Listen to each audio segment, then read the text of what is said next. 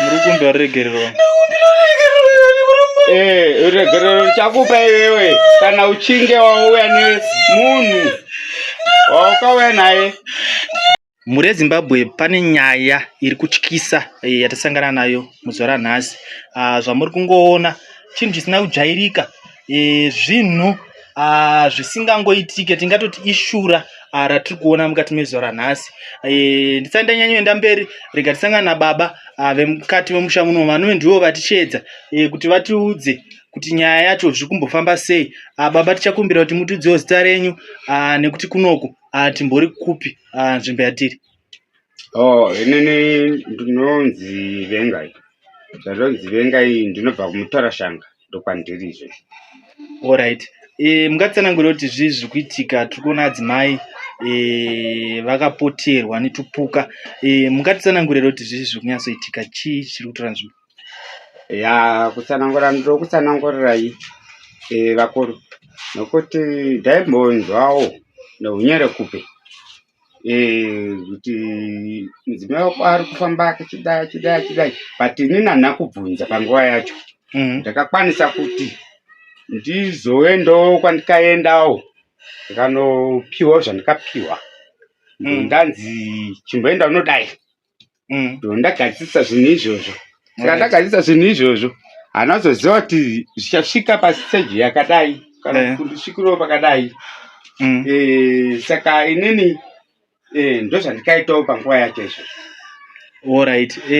Kwamakafamba makazotsanangurira kuti ndo maperero azvichazoita?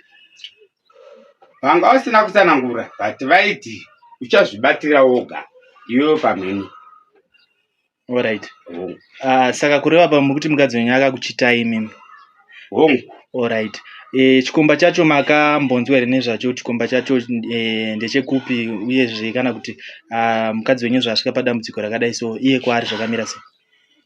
Chikomba chacho handina tomboziziva kuti chinogara ipi ende ndechekupi, asi zvandinongotaurawo kwamuri ndezvekuti kuda kuti ndizive chikomba ichi, mukadzi anotozivawo kune munhu akamupa izvo kuti aisvike pasiteji iyoyi. Saka inini ndotokumirisa kuti ivo vakauya vari vaviri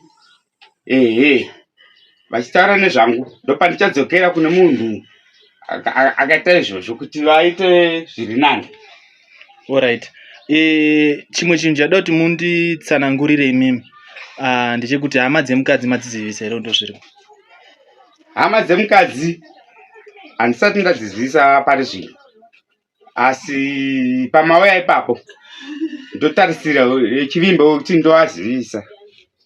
Ndiregerewo kandi murume wangu, ndiregerewo nokuregerera, ndiregerewo kandi ndakatadza.